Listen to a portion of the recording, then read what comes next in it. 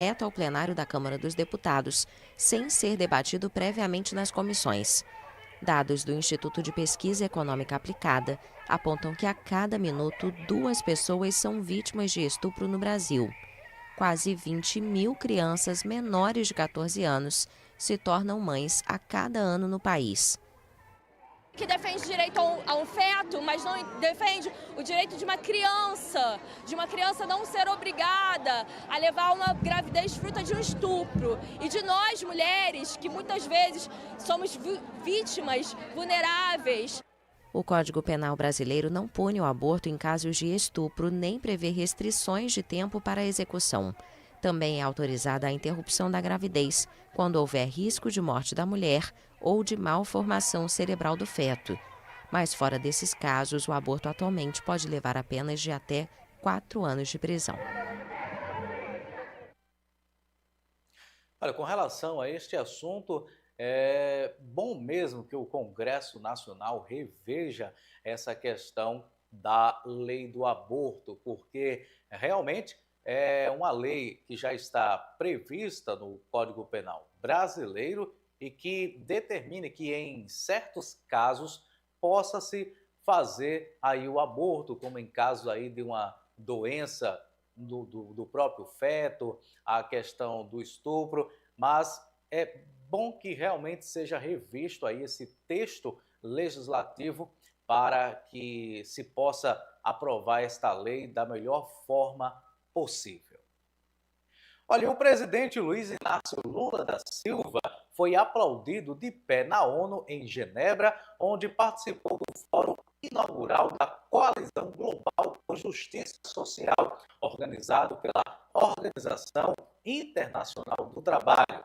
O líder petista é co-presidente da iniciativa junto ao diretor-geral da OIT, Gilberti.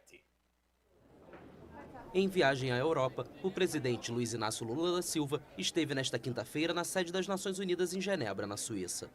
Ao chegar ao local, o petista foi recebido pelo diretor-geral da Organização Internacional do Trabalho, Gilbert Ongbo, e pelo diretor-geral da Organização Mundial da Saúde, Tedros Adhanom.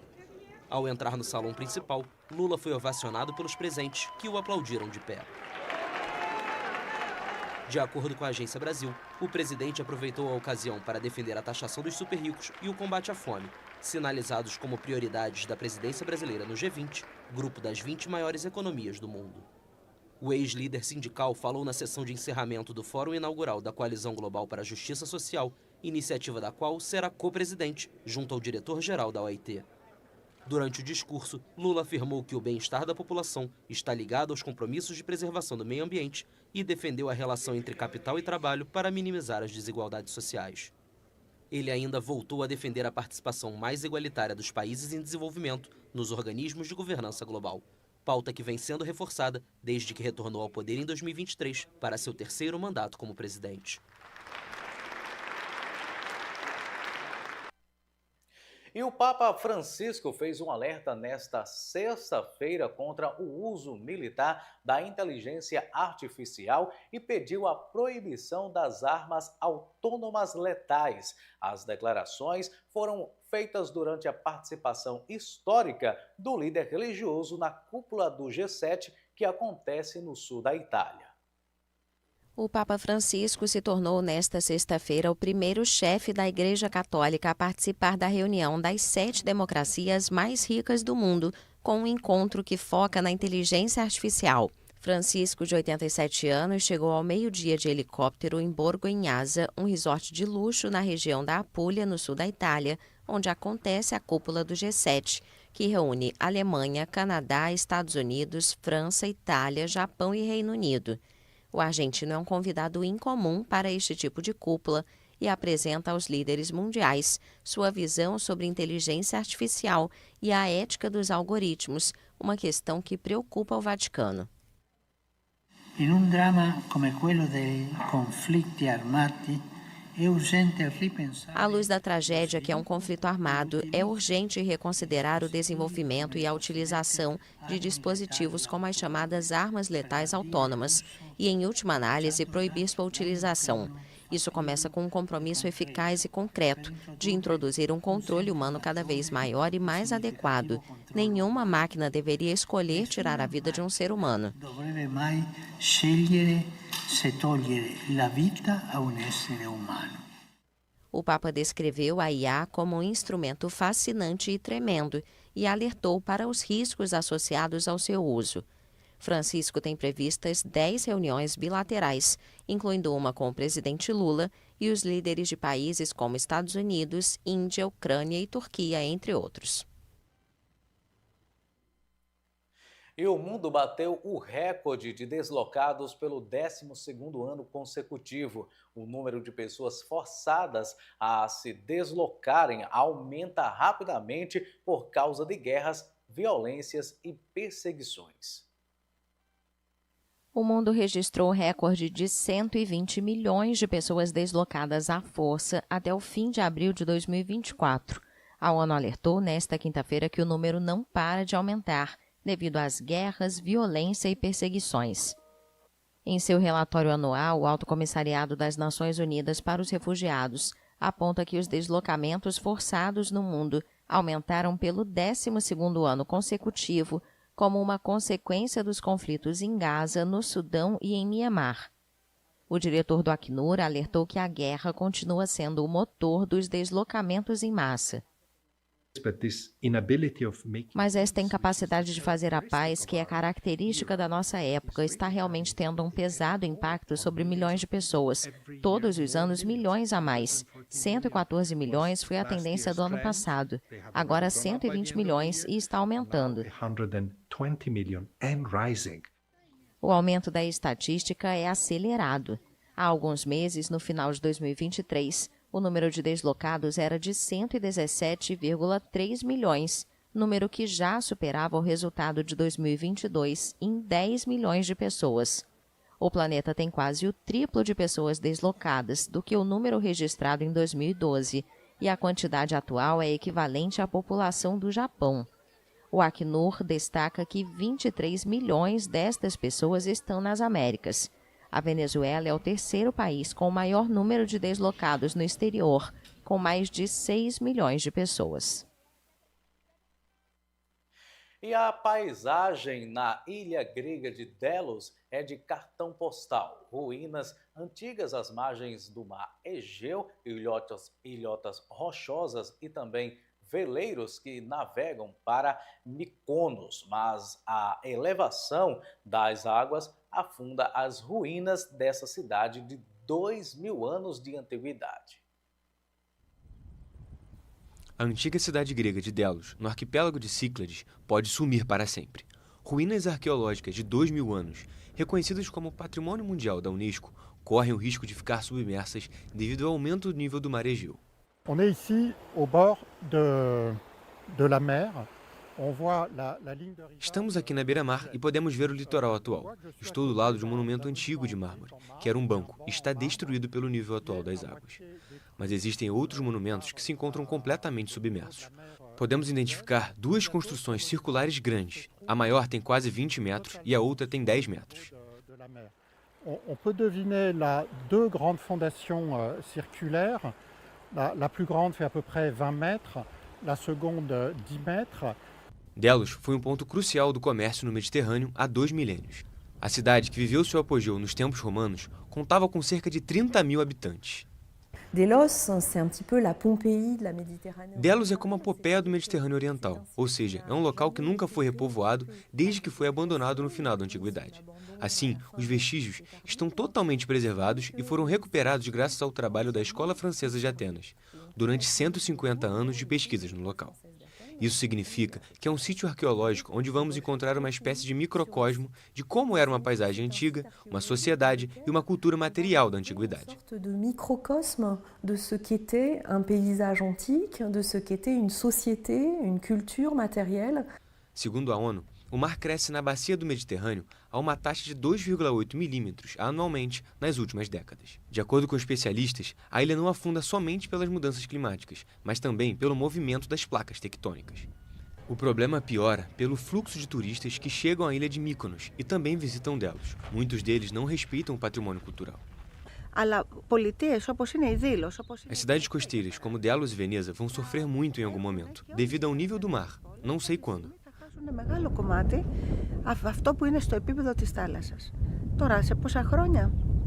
Delos abriga um santuário dedicado a Apolo, o deus das artes e da beleza, uma casa que pertenceu a Cleópatra e o Terraço dos Leões. Mas gradativamente, todos esses monumentos vão cair aos pedaços.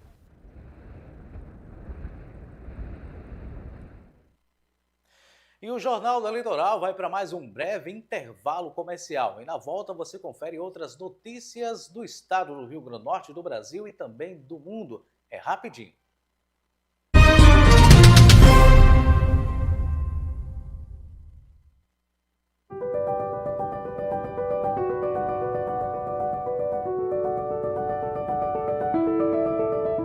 Olá, hoje nós vamos conhecer a casa do Ruval Paiva. Eu sou a Duda e esse aqui é o Bazar do Caquito. Aqui nós vendemos várias camisetas da instituição e vários outros produtos para ajudar nossa casa. Olá, eu sou a Samira e aqui é o Serviço Social. Essa é a porta de entrada da instituição. Aqui se faz o acolhimento das famílias e é o setor responsável pela marcação de consultas dos pacientes e orientação. Oi, eu sou o Miguel e aqui fica a psicologia, onde tudo é feito com muito amor para cuidar de todos. Essa é a sala de grupos, um espaço onde as crianças são atendidas coletivamente por diversos profissionais e podem passar o tempo jogando videogame e tocando vários instrumentos. Para a boquinha ficar sempre saudável, temos a sala de odontologia. Este é o dispensário de medicamentos. Fornece medicamentos de forma totalmente gratuita às crianças e adolescentes. Bem-vindos à nutrição, setor que atende pacientes e acompanhantes e realiza a entrega das cestas básicas para todas as famílias. Esse aqui é o lugar mais gostoso da casa, o refeitório. É o espaço onde fazemos todas as nossas refeições diárias. Esse aqui é o setor de diagnóstico precoce. O setor promove a importância do diagnóstico precoce na cura do câncer em crianças e adolescentes. Aqui fica a nossa classe. Como não podemos frequentar a escola devido ao tratamento, a casa do Ruval Paiva trabalha para minimizar as perdas escolares. Esse aqui é o setor da fisioterapia. O setor atende os pacientes com sequelas que necessitam de reabilitação física. Esses são os nossos leitos, onde as famílias do interior ficam hospedadas. Aqui fica a Casa dos Ofícios. Esse espaço oferece atividades voltadas à qualificação das mães e acompanhantes, para proporcionar às famílias uma nova fonte de renda. Esse espaço é a Casa Vida, um dos espaços utilizados pelos pacientes para atividades ao ar livre. Agora que você já assistiu esse vídeo, vem conhecer pessoalmente! Nossa casa está de braços abertos para receber você. É graças a você que existimos. Muito obrigada!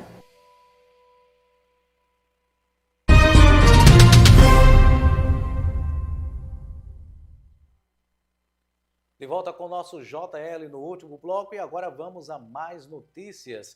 Vários dos locais mais visitados da Grécia, incluindo a Acrópole de Atenas, decidiram fechar ao público nesta quinta-feira, dia 13, pelo segundo dia consecutivo, durante as horas mais quentes devido à onda de calor que atinge o país europeu. Uma forte onda de calor é sentida na Grécia esta semana. Nesta quinta-feira, pelo segundo dia consecutivo, os mais visitados pontos turísticos como a Acrópole fecharam durante algumas horas por causa da temperatura. Em Atenas, até os cães procuraram as fontes para se refrescar. Estou acostumado com esse calor e, na verdade, gosto bastante. Para mim, não está prejudicando em nada a minha experiência. Estamos andando por aí, aproveitando todas as paisagens, absorvendo toda a sensação do lugar. Estou adorando. Então, do meu ponto de vista, está ótimo. 40 graus nos levam ao limite, mas tudo bem.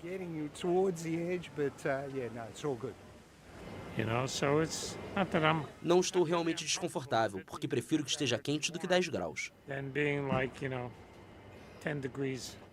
A Grécia é um país mediterrâneo, habituado às altas temperaturas, mas o risco de incêndios florestais é muito alto em 8 regiões.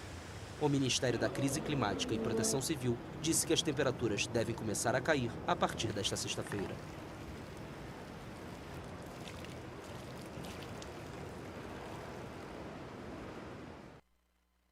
E os fiéis iniciam nesta sexta-feira a grande peregrinação anual a Meca.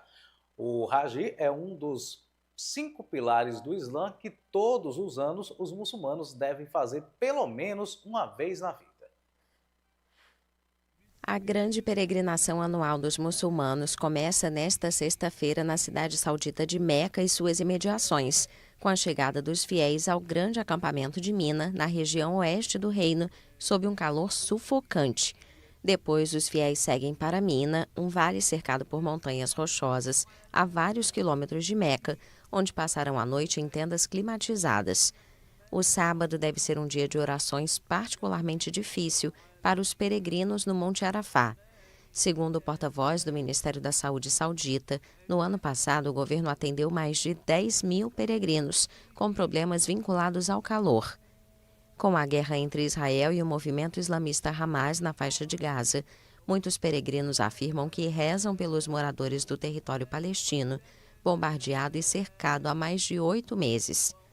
A monarquia saudita anunciou esta semana que vai assumir os custos da peregrinação de 1.000 parentes de vítimas da guerra em Gaza, o que eleva para 2.000 o número de palestinos beneficiados pela iniciativa. Mas também advertiu que não vai permitir qualquer manifestação política na peregrinação dedicada estritamente à oração. O Hajj, que consiste em uma série de ritos durante vários dias em Meca e suas imediações, é um dos 5 pilares do Islã. Caso tenham os recursos, todos os muçulmanos devem participar da peregrinação pelo menos uma vez na vida.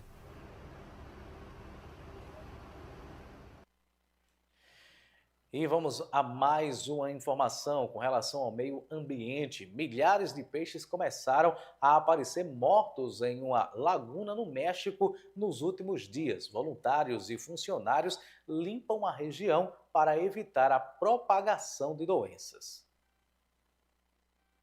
A seca provocou a morte de milhares de peixes no norte do México. A laguna de Bustillos, que se estende sobre mais de 3.000 km², se encontra agora com um nível 50% menor. Os animais começaram a aparecer mortos há uma semana. Funcionários locais e voluntários limparam a região, porque agora existe o temor de que os restos dos peixes, alguns em estado avançado de decomposição, possam provocar doenças. A chefe do Departamento de Ecologia Municipal explicou que, ao diminuir a quantidade de água, os contaminantes se concentram mais e afetam as espécies. Ela também afirmou que a isso se soma o fato da água que se mantém no local não ser da melhor qualidade. O México vive um período de altas temperaturas em uma dezena de cidades, entre elas a Cidade do México, com quebra de recordes históricos.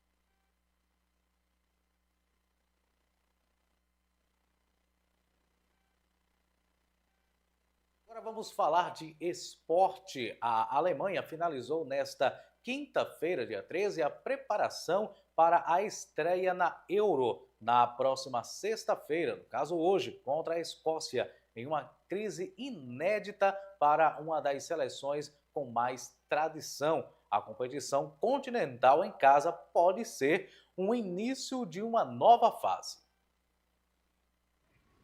Tetracampeã da Copa do Mundo, tri da Eurocopa e anfitriã da atual edição, a Alemanha finalizou a preparação para a abertura contra a Escócia nesta sexta-feira em Munique, em busca de voltar a ter competitividade no mais alto nível. Presente nas semifinais de todos os grandes torneios entre 2006 e 2016, a Mannschaft vive um momento de baixa inédito na história, com eliminações nas fases de grupo das últimas 2 Copas do Mundo e uma queda precoce nas oitavas da última Euro em 2021. Em setembro, a crise chegou ao ápice com a demissão do técnico Hansi Flick, algo que a Federação Alemã de Futebol nunca tinha feito. A chegada de Julian Nagelsmann deu esperança à Alemanha, que teve a volta do meia Toni Kroos para disputar o último torneio antes da aposentadoria. O primeiro desafio contra os escoceses pode ser um ponto de partida para um conto de fadas com final melhor do que em 2006, quando o país sediou a Copa do Mundo, mas foi derrotado na semifinal para a Itália. Uma vitória na estreia pode não garantir nada além dos 3 pontos, mas todas as conquistas de Copa do Mundo e Euro da Alemanha começaram com resultado positivo na primeira partida.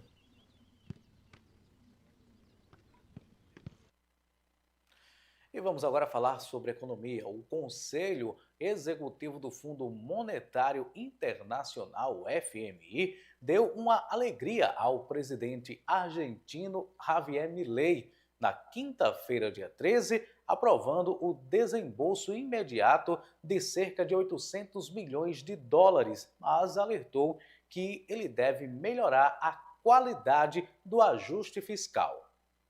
O Conselho Executivo do Fundo Monetário Internacional aprovou o desembolso imediato de cerca de 800 milhões de dólares à Argentina. A iniciativa faz parte de um programa de crédito, pelo qual o país sul-americano recebe mais de 44 bilhões de dólares ao longo de 30 meses, em troca do aumento das suas reservas internacionais e da redução do déficit fiscal. Com esta 8ª revisão aprovada, a Argentina já recebeu mais de 41 bilhões de dólares. O FMI reconheceu os progressos alcançados pelo governo do presidente Javier Milei, mas observou que é necessário melhorar a qualidade do ajuste fiscal e iniciar medidas no sentido de um melhor quadro de política monetária e cambial. Milei quer levantar o mais rapidamente possível um controle cambial em vigor desde 2019, que limita o acesso a dólares em um país com uma inflação historicamente elevada e onde a moeda norte-americana funciona como um porto seguro para a poupança. Para isso, estima precisar de cerca de 15 bilhões de dólares, fora os acordados no programa de crédito. Mas o FMI considera isso precipitado e rejeita que o país se endivide ainda mais. De qualquer forma, o governo Milei parece estar em alta. Na quinta-feira, o Instituto Nacional de Estatística publicou a inflação de maio, que moderou para 4,2%, embora em 12 meses ainda seja uma das mais altas do mundo, perto de 280%. Além disso, o Senado aprovou um pacote de reformas na madrugada, em uma sessão marcada por tumultos em frente ao Congresso, que deixaram cerca de 20 pessoas feridas e detidas. Mas a chamada Lei de Bases para a Desregulamentação da Economia deverá retornar à Câmara dos Deputados para aprovação final.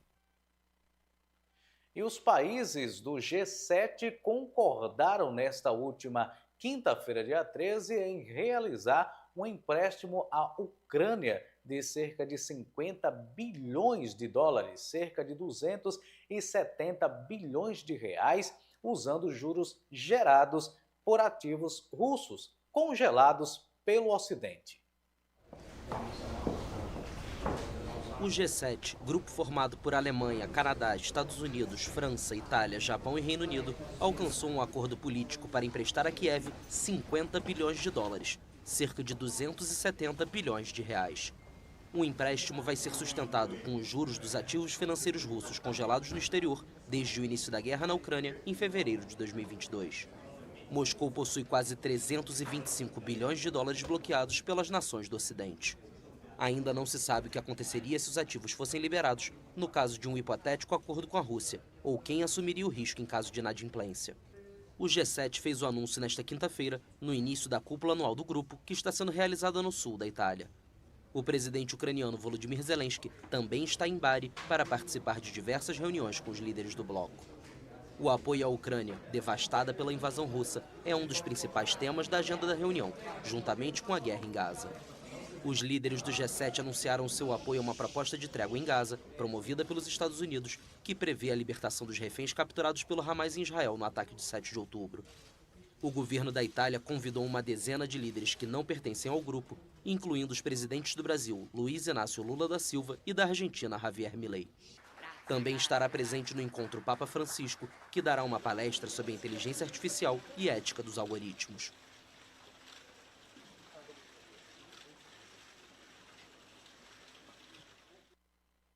E o JL desta sexta-feira vai ficando por aqui. A todos o nosso muito obrigado pela sua audiência em todo o Brasil.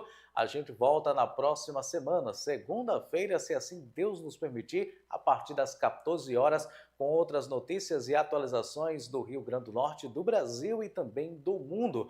Fique agora com a sessão Heróis. Logo em seguida, às 5 da tarde, tem o Cidade Urgente, segunda edição. Logo após, Natal News, também trazendo outras notícias para você ficar muito bem informado. Uma ótima tarde um bom final de semana e até segunda-feira.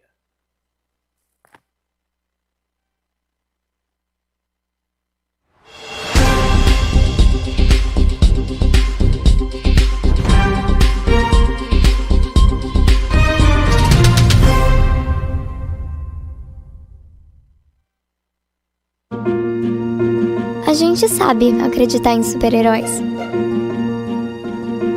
A gente sabe o que é cuidar do outro. A gente sabe como é ficar às vezes longe da escola.